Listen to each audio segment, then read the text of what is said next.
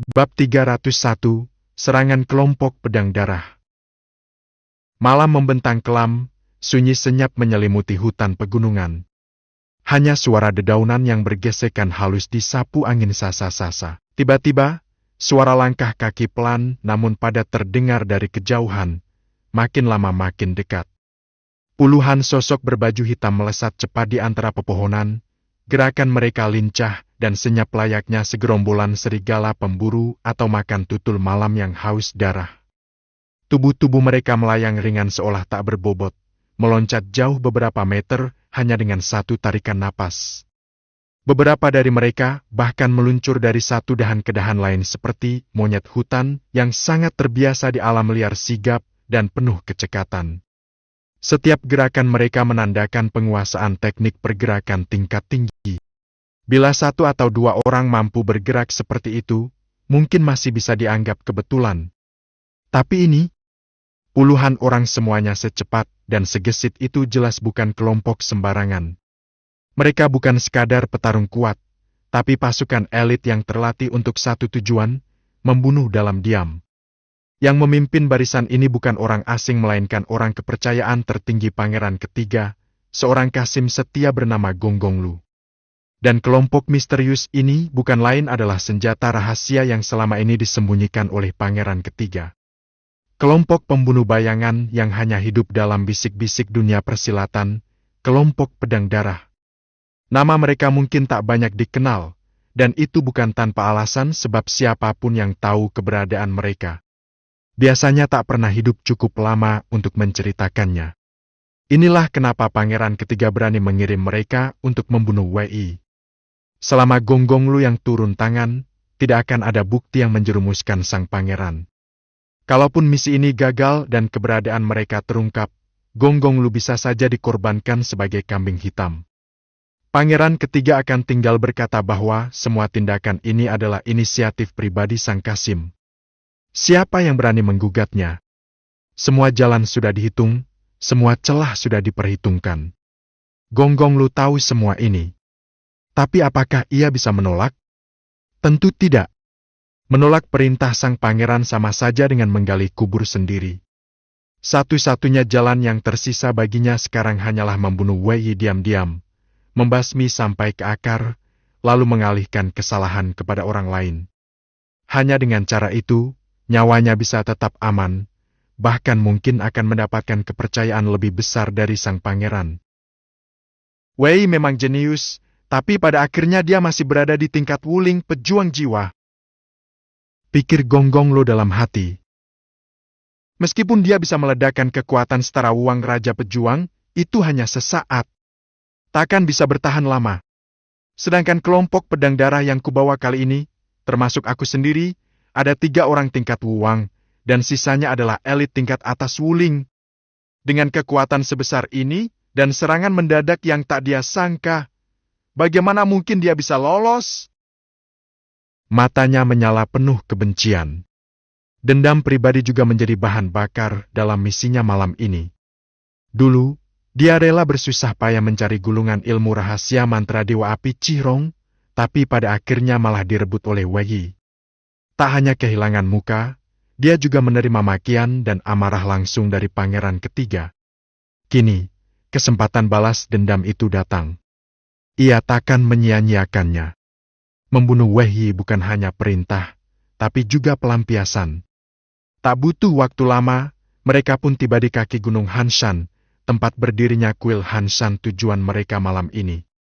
Dengan satu gerakan tangan dari Gonggong Lu, seluruh pasukan langsung berhenti.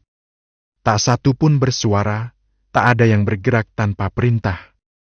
Kedisiplinan seperti ini membuat Gonggong Lu tak bisa tidak merasa kagum.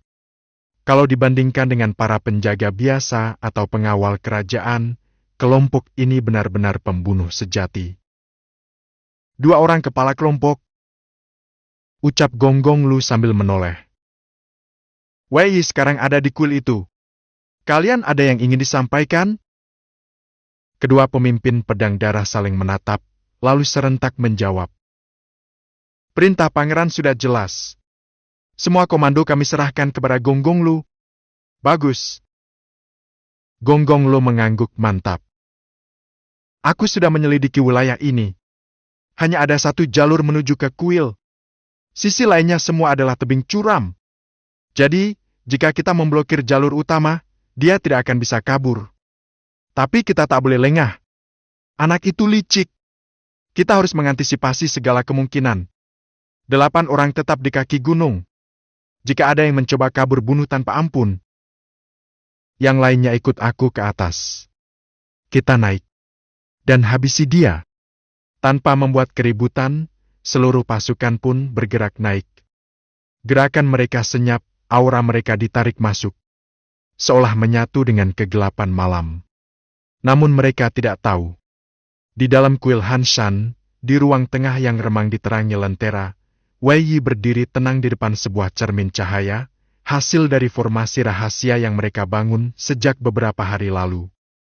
Melalui pantulan cermin itu, pergerakan seluruh pasukan pedang darah termasuk Gong Gong Lu terlihat jelas.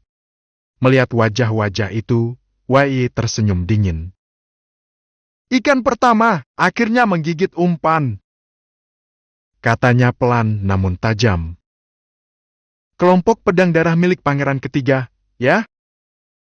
Sahut Han Mei yang berdiri tak jauh darinya. Sebagai salah satu pelayan senior dari Pavilion 100 Bunga, Han Mei tentu tahu lebih banyak dari orang biasa. Kelompok itu, katanya, beranggotakan para penjahat paling keji, buangan dari berbagai kekuatan besar, dan para pembunuh bayaran yang tak lagi punya masa depan.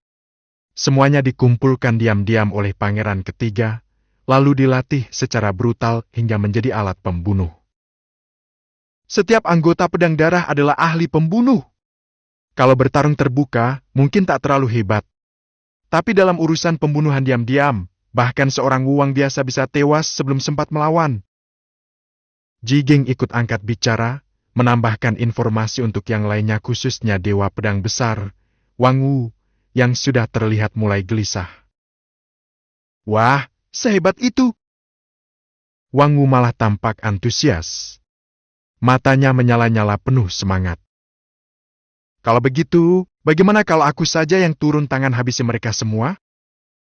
Wei Yi tertawa kecil. Paman Wang, dalam kelompok itu ada 3 orang Wuang, loh. Cih! Wuang atau apa kek? Kalau cuma begitu mah, datang 10 juga aku ladeni. Seru Wang Wu penuh semangat. Semua yang mendengarnya pun ikut tertawa. Kalau kelompok pedang darah ini datang diam-diam tanpa mereka sadari, mungkin hasilnya akan berbeda. Tapi sekarang, semua sudah direncanakan. Semua perangkap sudah dipasang.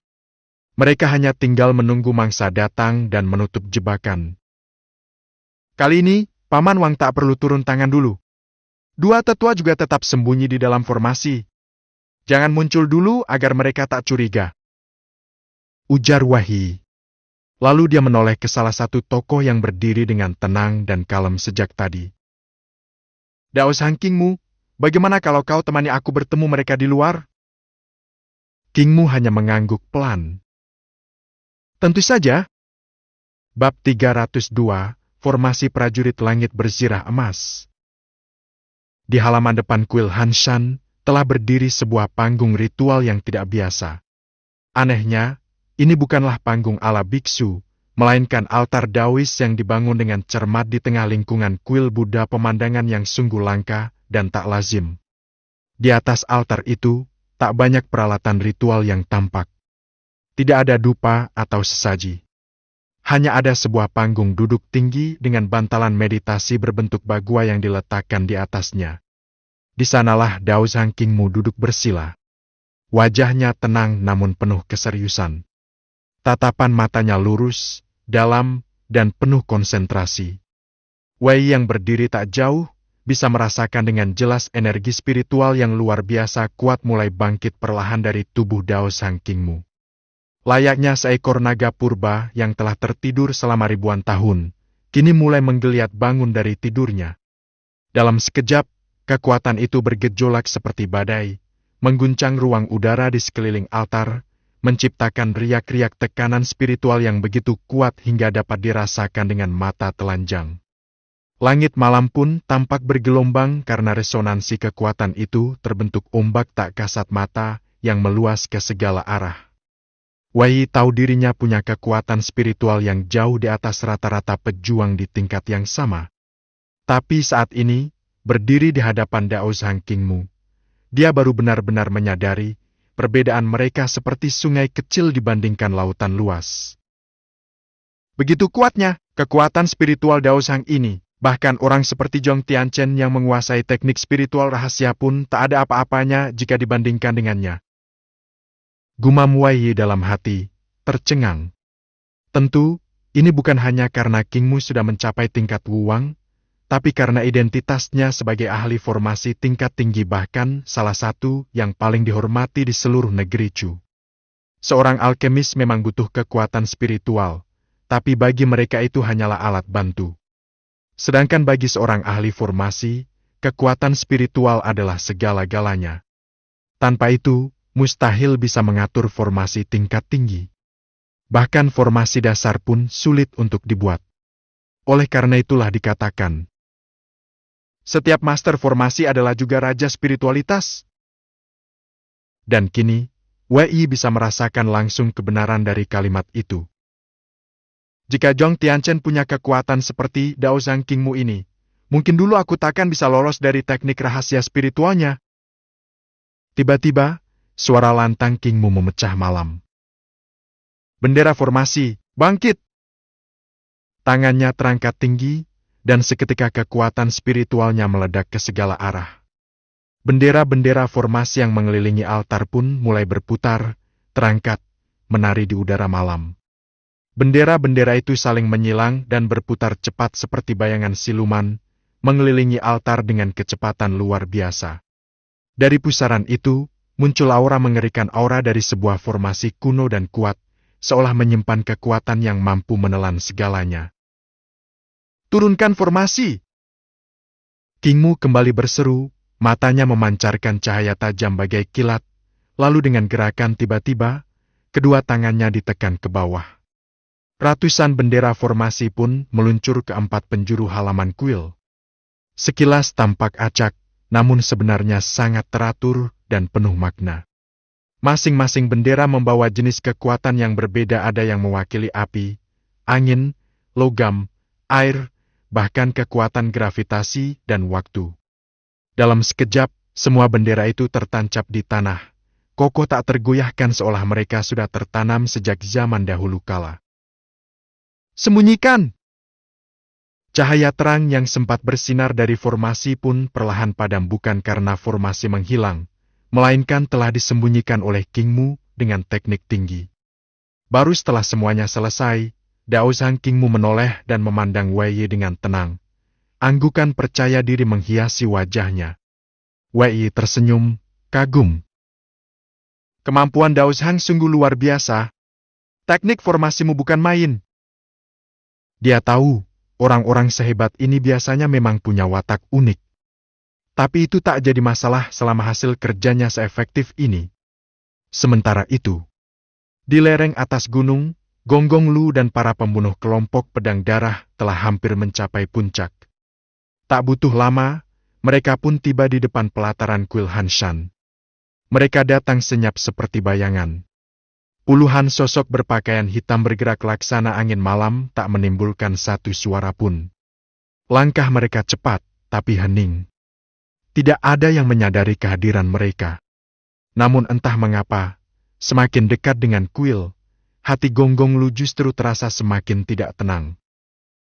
Berhenti! Dia tiba-tiba mengangkat tangan dan menghentikan seluruh pasukan. Ada apa, Gong Gong Lu? Tanya salah satu kepala kelompok pedang darah. Apa kalian tidak merasa ini terlalu mudah? Gumam Gong Gong Lu, alisnya berkerut. Apakah ini tidak terasa mencurigakan? Haha, Gong Gong Lu terlalu khawatir. Sahut satu kepala. Target kita hanya seorang anak muda di tingkat Wuling. Kita membawa puluhan pembunuh dan 3 uang. Bahkan kalau dia sudah siap pun, kita tetap bisa menghancurkannya. Benar. Ini bukan pertama kalinya kelompok kita diturunkan. Tak pernah sekalipun kita gagal. Sambung yang lain percaya diri. Ucapan mereka tidak terdengar sombong melainkan lahir dari kepercayaan mutlak terhadap kekuatan mereka sendiri. Tiap anggota adalah pembunuh kelas atas. Bahkan yang terlemah pun berada di tingkat wuling dan menguasai teknik pembunuhan tingkat tinggi. Apalagi sekarang ada 3 uang yang ikut turun tangan. Melawan seorang wuling, ini ibarat membantai ayam dengan pedang naga. Gonggong Lu pun ikut tersenyum, merasa pikirannya tadi terlalu paranoid. Masuk ke dalam! Serunya tegas. Siapapun yang terlihat bunuh tanpa ampun. Dengan satu aba-aba, seluruh pasukan menyebar ke segala arah, menyelinap masuk ke dalam kuil Hanshan. Setiap orang menggenggam pedang pendek berdarah, senjata khusus yang sudah membuat tak terhitung jumlah kepala menggelinding. Namun, saat mereka menerobos masuk, kosong. Tak ada siapapun di dalam. Tidak ada WI, tidak ada penjaga, tidak ada pelayan. Seluruh kuil sepi bak bangunan tak berpenghuni. Apa-apaan ini? Kemana semua orang? Jangan-jangan mereka sudah kabur. Kebingungan melanda. Gonggong Lu dan 2 pemimpin lainnya saling bertatapan, sama-sama tak paham. Dan saat itulah, cahaya meledak dari langit. Ratusan bendera muncul kembali, menyala terang di udara. Formasi pelindung menyelimuti seluruh kuil Hanshan, semua pembunuh kini terperangkap di dalamnya. Sial! Ini jebakan formasi! Gonggong Lu pucat. Belum sempat mereka bereaksi lebih jauh, derap kaki terdengar dari segala arah. Prajurit-prajurit bersinar keemasan, berzirah lengkap dan membawa tombak serta pedang, bermunculan dari dalam kabut cahaya formasi. Formasi prajurit langit berzirah emas telah aktif. Ini adalah formasi perang legendaris buatan Dao Zhang Qingmu, menyerupai pasukan surgawi yang turun langsung dari langit. Lalu, terdengar suara dingin menggelegar dari udara. Para tamu malam hari, ini sudah menyiapkan hadiah spesial untuk kalian. Semoga kalian senang menerimanya. Sosok Wei perlahan muncul di atas langit, berdiri angkuh di atas formasi cahaya. Suara dan oranya menggema, menghantam seluruh penjuru kuil. Wei, kau bajingan licik! Gonggong Lu meraung marah, darah menyembur dari mulutnya karena amarah. Bab 303, menangkap ikan dalam tempayan. Saat ini, si Kasim tua, Lu Gonggong, akhirnya menyadari satu kenyataan yang tak terbantahkan. Mereka telah masuk ke dalam perangkap yang telah disiapkan oleh Wei. Walaupun dia tak tahu bagaimana Wei bisa mengetahui rencana mereka sebelumnya, tapi dari keseluruhan situasi ini, dia bisa menebak bahwa semua ini sudah dirancang jauh-jauh hari. Wei bukan hanya sekadar siap, dia telah menggali lubang terlebih dahulu, lalu sabar menunggu mereka jatuh ke dalamnya. Dan yang paling menyedihkan, mereka benar-benar jatuh dengan kepala lebih dulu, tanpa sedikit pun menyadari bahaya yang mengintai. Formasi sebesar ini jelas bukan sesuatu yang bisa dibuat dalam satu malam. Bahkan hanya untuk persiapan awal saja, sudah membutuhkan waktu yang sangat lama. Jelas pula bahwa ini bukanlah hasil kerja seorang juru formasi biasa. Dibutuhkan kemampuan, pengalaman, dan kekuatan yang luar biasa untuk bisa menciptakan medan pertempuran sekuat ini.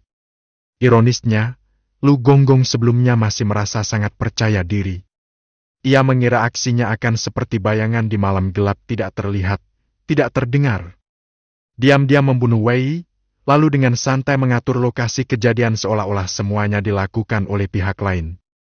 Ia bahkan membayangkan akan menerima pujian dari pangeran ketiga dan mungkin saja mendapatkan posisi tinggi karena jasa besarnya.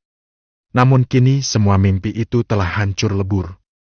Semua harapan itu ternyata hanyalah bayangan di cermin, bunga di air indah, namun tak bisa disentuh. Semua hanyalah delusi satu orang yang terlalu percaya diri. Wei, aku akan membunuhmu! Aku akan membunuhmu! Kau bajingan tak tahu diri! Lu Gonggong menggeram dengan penuh kebencian. Suaranya rendah namun penuh kemarahan yang mendidih. Matanya melotot, dipenuhi dengan kebencian, kepanikan, dan ketakutan yang nyaris tak bisa dia sembunyikan. Dia tidak berani membayangkan apa yang akan terjadi jika misi ini gagal. Wei, kau pengecut-pengecut! Kalau memang jantan, masuklah dan bertarung 1 lawan 1 denganku. Bukankah kau disebut sebagai yang terbaik dari generasi muda Chu? Apa kau bahkan takut pada seorang Kasim sepertiku? Teriaknya lantang. Untuk menarik perhatian Wei agar masuk ke dalam formasi dan bertarung dengannya, Lu Gonggong bahkan rela merendahkan dirinya dengan menyebut dirinya sendiri sebagai Kasim. Bagi seseorang yang biasanya sangat angkuh dan merasa tinggi hati, hal ini tentu hal yang tidak akan pernah ia lakukan, jika bukan karena keadaan yang memaksanya. Namun Wei hanya tertawa mendengar tantangan itu. Andai yang mendengar adalah anak muda biasa, mungkin saja mereka akan terbakar oleh provokasi itu. Sebutan sebagai yang terbaik dari generasi muda Chu bukanlah pujian kecil, tapi kehormatan besar yang akan dibela mati-matian oleh siapapun. Tetapi, Wei bukan anak muda biasa. Ia adalah pria yang telah mengalami 2 kehidupan. Jiwanya matang seperti monster tua yang telah melihat segala hal. Trik rendahan semacam ini tidak akan mempan padanya. Dia hanya menatap dari kejauhan dan menjawab dengan nada tenang. Namun kata-katanya setajam pisau. Kalau kau memang sadar bahwa dirimu hanyalah seorang Kasim, seharusnya kau juga tahu batas kemampuanmu. Lihat siapa aku dan siapa kau. Apa kau pantas menantangku? Kalau aku jadi kau, aku sudah bunuh diri sejak tadi. Hidup sebagai manusia cacat macam itu, untuk apa terus bertahan? Setiap kata yang keluar dari mulut Wei seperti cambuk yang mencabik-cabik harga diri Lu Gonggong. Kau bajingan kecil! Berani-beraninya kau menghinaku! Teriak Lu Gonggong dengan wajah merah padam, matanya nyaris menyembur api. Namun Wei malah tertawa keras, suara tawanya tajam dan menusuk. Menghinamu? Hah? Hari ini aku bukan hanya akan menghinamu. Aku akan mengambil nyawamu. Kau mau tantangan? Baik. Aku beri kau pilihan. Mau duel 1 lawan 1? Atau dihajar ramai-ramai? Semua bisa kuatur. Lu Gonggong sempat terdiam, tak mengerti arah pembicaraan. 1 lawan 1 berarti kau melawan semua pasukan Jin Jia Tianbing. Diajar ramai-ramai berarti semua pasukan Jin Jia Tianbing akan memukuli 1 orang, yaitu kau. Karena kau tidak memilih, maka kau akan mendapatkan keduanya. Wei menoleh ke arah Tao Zhang Aoqi, sang ahli formasi, yang langsung mengangguk mengerti dan mengaktifkan formasi. WUSSHHH. Dalam sekejap, para Jin Jia Tianbing yang mengepung dari segala arah mulai bergerak. Separuh dari mereka langsung melesat ke arah Lu Gonggong seperti badai perunggu bersenjata lengkap. Pasukan Jin Jia Tianbing ini terbentuk sepenuhnya dari kekuatan formasi. Mereka bukan hanya tangguh dan tidak mengenal rasa takut, tapi juga jumlahnya nyaris tak terbatas. Mereka bisa mati lalu bangkit kembali tanpa henti. Selama formasi belum dihancurkan, mereka akan terus muncul. Satu-satunya cara untuk menghentikan mereka adalah dengan memecahkan formasi. Tapi mereka yang berada di dalam, seperti Lu Gonggong dan para pembunuh dari kelompok darah memang hebat dalam membunuh, tapi soal memecahkan formasi, itu sama saja seperti menyuruh serigala menyusun teka-teki. Boom! Boom! Boom! Boom!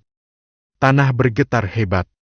Puluhan Jin Jia Tianbing berubah menjadi pusaran maut, lalu menyapu ke arah mereka seperti gelombang pasukan dari neraka. Wei, kau! Pemimpin! Kita tak bisa menahan mereka. Jumlah mereka terlalu banyak. Satu-satunya harapan adalah menerobos keluar. Kalau tidak, kita akan mati di sini. Panik melanda. Teriakan bergema. Tubuh mereka sudah tercabik-cabik oleh formasi yang seakan tak memberi ampun.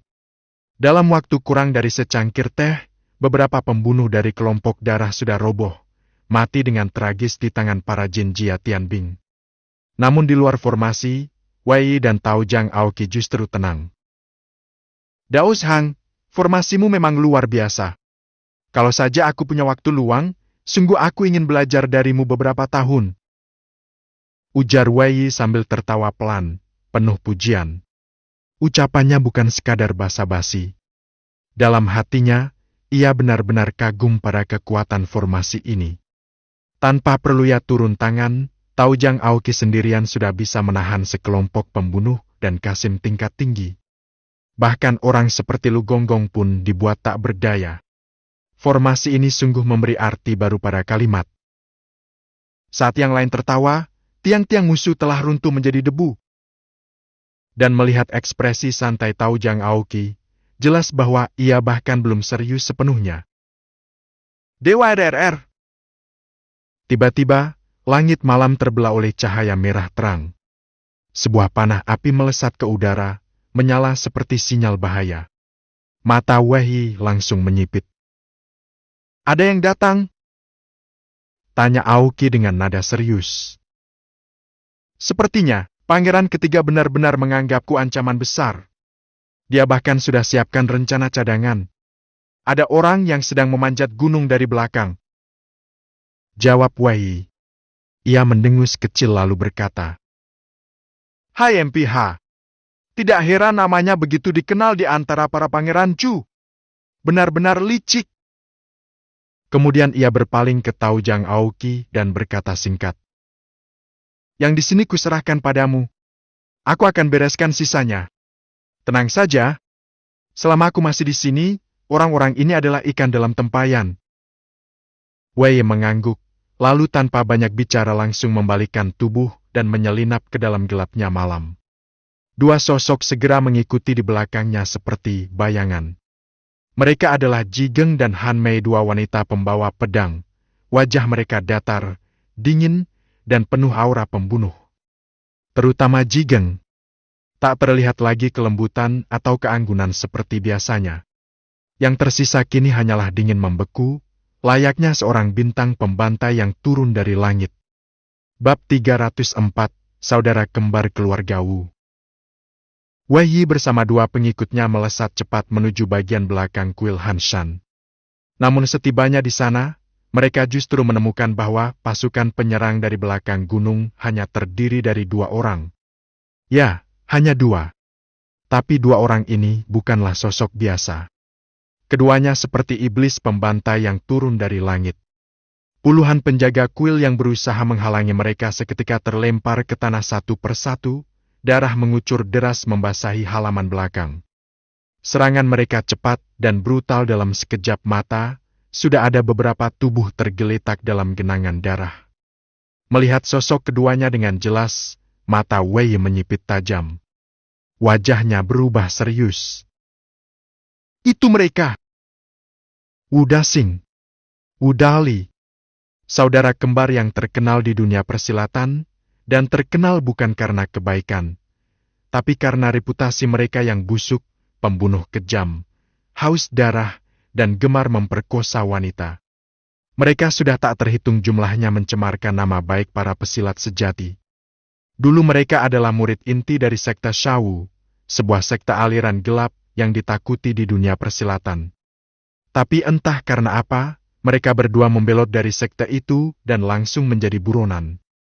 Setelah tersudut dan tidak punya tempat lagi untuk berlindung, keduanya akhirnya berlutut dan bersumpah setia pada pangeran ketiga Kekaisaran Chu. Sejak saat itu, mereka selalu mengikuti pangeran seperti bayangan. Bisa dibilang, mereka adalah dua pengawal pribadi yang paling bisa diandalkan oleh pangeran ketiga. Wei tidak menyangka, kali ini pangeran ketiga mengerahkan bukan hanya Lu Gonggong dan pasukan kelompok pembunuh darah, tapi juga mengirim saudara Wu. Satu kekuatan menyerang dari depan, dan yang satu lagi menyusup dari belakang. Jelas pangeran tidak ingin memberinya jalan hidup. Apalagi kedua saudara Wu ini sama-sama telah mencapai level Raja Beladiri, sebuah tingkat kekuatan yang sulit dicapai oleh banyak orang. Bila ditambah Lu Gonggong dan dua anggota elit kelompok darah, itu berarti ada 5 Raja Beladiri ditambah puluhan pembunuh elit yang dikerahkan. Itu bukan hanya kekuatan luar biasa, tapi bisa disebut sebagai kekuatan penuh pribadi Pangeran Ketiga. Namun yang tidak diketahui Wei adalah, Pangeran Ketiga pun sedang putus asa. Ia terpojok dan tidak punya pilihan lain selain mempertaruhkan segalanya. Jika gagal menyingkirkan Wei kali ini, maka semua kesalahan dalam acara pertemuan bela diri di Jiangnan akan menimpanya. Dan jika itu terjadi, maka kembali ke ibu kota adalah jalan menuju kematian. Wei, serahkan nyawamu! Teriakan bagaikan auman singa mengguncang udara. Wu Daxing dan Wu Dali tidak membuang waktu menyerang para penjaga. Begitu melihat Wei, keduanya langsung melesat seperti dua harimau kelaparan menerkam mangsa. Dari kejauhan saja, aura mereka sudah terasa menakutkan. Terutama Wu Daxing, dialah yang berada paling depan. Ketika melompat ke udara, ia menghantamkan tinju penuh kekuatan ke arah Wei. Dalam sekejap, dari kepalan tangannya melesat aliran energi hitam yang ganas, bergulung seperti harimau hitam mengaum menghantam langit, mengarah langsung ke tubuh Wei. Namun Wei tidak gentar. Cuma segini? Sayangnya, masih jauh dari cukup. Dengan suara dingin, tubuh Wei melayang ringan menyongsong serangan itu. Tangan kanannya menggenggam pedang Cheng Ying, dan secepat kilat, ia mengayunkan tebasan pedang ke depan. Gelombang energi pedang yang tajam menyambar keluar, membelah udara dan langsung memotong dua aliran tinju hitam itu menjadi dua bagian. Pemandangan ini membuat mata saudara Wu membelalak seketika. Mereka benar-benar tak percaya. Wajah Wu Daxing menghitam. Ia tahu Wei bukanlah pendekar biasa, tapi ia tak menduga serangannya yang sudah diperkuat Jenki bisa dihancurkan hanya dengan satu tebasan pedang. Itu terlalu keterlaluan. Perlu diketahui, dirinya adalah seorang raja bela diri, sedangkan Wei paling tinggi baru sampai tingkat lingu selisih satu tingkatan penuh. Tapi mengapa dia seperti yang berada di bawah? Namun ini bukan saatnya terjebak dalam kebingungan. Dali! Bocah ini bukan sasaran mudah. Kita harus keroyok dia bersama. Baik. Kita serbu bareng, kubur dia dalam beberapa jurus. Dua bersaudara itu memang sudah terbiasa bertarung berpasangan. Dengan ikatan batin yang kuat sebagai saudara kembar, kekuatan mereka akan meningkat drastis saat bertarung bersama. Bahkan Raja bela diri papan atas pun bisa mereka imbangi. Tapi rencana mereka kali ini tidak akan berjalan mulus. Kalian pikir aku akan membiarkan kalian bekerja sama? Terlalu naif. Kejarlah dia, jangan biarkan si belakang ikut campur. Wei memerintah tegas. Dua bayangan wanita langsung melesat seperti kilatan cahaya. Mereka adalah Ji Geng dan Han Mei, dua pengikut setia Wei. Mereka segera menghadang Wu Dali, dan dalam sekejap, dua pedang sakti menyambar seperti badai salju ke tubuhnya. Wu Dali langsung terjebak, bahkan tertekan hebat oleh serangan mereka. Dulu, Mudan Hua dan Shui Xian Hua yang kekuatannya sebanding dengan Ji Geng dan Han Mei saja bisa menahan Lu Gonggong, apalagi hanya menghadapi Wu Dali yang kekuatannya jauh lebih lemah. Melihat saudaranya dihalangi, Wu Daxing mendesis marah. Wajahnya merah padam menahan emosi. Dua pelayan bocah, ternyata juga raja bela diri. Ini gila, benar-benar sial. Dia tak tahu harus tertawa atau menangis. Situasi ini benar-benar di luar perkiraan. Kau datang ke sini untuk mati, lalu berharap bisa keroyokan? Jangan bermimpi. Ingat baik-baik siapa yang membawamu ke neraka nanti. Wei menyeringai mengejek, lalu mengerahkan teknik pedang malam kelam miliknya. Jenki di dantiannya digerakkan penuh tanpa ragu. Tebasan demi tebasan pedang meluncur deras, menciptakan gelombang energi tajam seperti badai, menyapu Wu Daxing seperti ombak pasang yang datang bertubi-tubi. Walau Wu Daxing terkenal dengan kekuatan pukulan yang kokoh, kini dia justru mundur tertekan menghadapi serangan pedang Wei yang begitu liar dan buas. Bahkan dalam hati kecilnya mulai tumbuh keraguan. Siapa sebenarnya raja bela diri di antara kita? Wei, jangan terlalu senang dulu. Kau kira hanya kami yang datang? Hai MPH! biarkan ku beritahu. Lu Gonggong dan para pembunuh elit sudah menyerang dari depan. Mereka akan tiba sebentar lagi. Kau tidak mungkin lolos.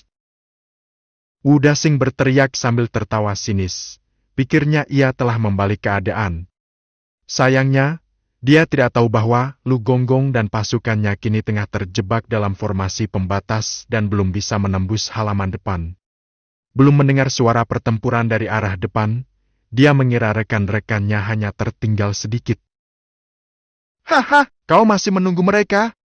Kalau kau sangat berharap, biar ku beritahu mereka bahkan sedang kesulitan menyelamatkan diri. Sekarang, lebih baik kau pikirkan, siapa dari kalian yang akan masuk neraka lebih dulu? Wei Yi terus menyerang sambil tertawa dingin. Perkataan itu membuat Wu Daxing dan Wu Dali yang sedang bertarung di belakang benar-benar terkejut bukan main. Mereka terdiam sejenak, wajah mereka penuh keterkejutan dan ketakutan. Itu tidak mungkin. Bab 305, Menebas Mati Raja Beladiri. Menilai apakah seseorang sedang berkata jujur atau berbohong, terkadang sebenarnya cukup mudah. Setidaknya, bagi kedua saudara Wu Daheng dan Wu Dali, apa yang mereka lihat dari sikap Wei Yi saat ini benar-benar tak seperti seseorang yang sedang memalsukan sesuatu. Alasannya pun cukup jelas. Pertama, saat Wei Yi mendengar kabar penting yang mereka sampaikan, ekspresinya sama sekali tidak menunjukkan keterkejutan atau kepanikan. Bahkan, dia terlihat tenang seolah-olah sudah tahu segalanya jauh sebelum mereka mengucapkannya. Reaksi semacam ini jelas tidak masuk akal bagi seseorang yang baru saja mendengar kabar besar. Kedua, setelah tahu kabar itu, Wei Yi malah tidak menunjukkan sedikit pun rasa cemas. Ia tetap tenang menghadapi mereka berdua dalam pertarungan. Sama sekali tidak tampak gelagat bahwa dia khawatir akan diserang dari depan oleh kelompok Lu Gonggong dan para pembunuh dari organisasi pembunuh darah. Sikapnya yang begitu tenang, begitu percaya diri, sungguh berbicara banyak. Kecuali dia orang bodoh yang tidak tahu takut, maka satu-satunya kemungkinan adalah dia memang punya kepercayaan diri yang tak bisa digoyahkan. Dan kecerdasan Wei Yi tentu bukan sesuatu yang mereka ragukan. Maka jelaslah sudah, ia memang sangat percaya diri dan itu bukanlah kabar baik bagi mereka. Jangan-jangan kelompok Lu Gonggong benar-benar dalam bahaya. Tidak mungkin. Itu tidak masuk akal. Mereka bertiga adalah Raja Beladiri, bahkan Lu Gonggong sendiri sangat kuat, belum lagi dua pemimpin dari kelompok pembunuh. Mereka semua bukan orang sembarangan. Apalagi, para pembunuh itu meski tak mencapai level Raja Beladiri, tapi jumlah mereka sangat banyak. Kalau digabungkan, kekuatan mereka cukup untuk menandingi beberapa Raja Beladiri sekaligus. Dengan kekuatan sebesar itu, bagaimana mungkin Wei Yi bisa bertahan? Kecuali jika sekta penguasa kejam ikut turun tangan. Kalau benar begitu, maka... Pikiran Wu Daheng mulai kacau. Saat membayangkan bahwa mungkin saja sekta penguasa kejam sekta besar yang berada jauh di atas status para pangeran ikut campur tangan, wajahnya langsung berubah. Setinggi apapun status pangeran ketiga, dia tetap hanya seorang anggota keluarga kerajaan dari dinasti Agung Chu. Jika dibandingkan dengan penatua penegak hukum di sekta penguasa kejam, ia bahkan tak ada apa-apanya. Kalau benar sekta penguasa kejam yang turun tangan, lalu siapa yang bisa melawan mereka? Saat itulah rasa takut mulai menyelinap ke dalam hati Wu Daheng. Ia pun mulai mempertimbangkan untuk mundur. Meskipun lari dari medan perang bisa membuatnya dihukum, tapi hukuman itu jauh lebih baik daripada kehilangan nyawa. Dia sudah tidak punya niat untuk bertarung lagi. Pasti ingin kabur.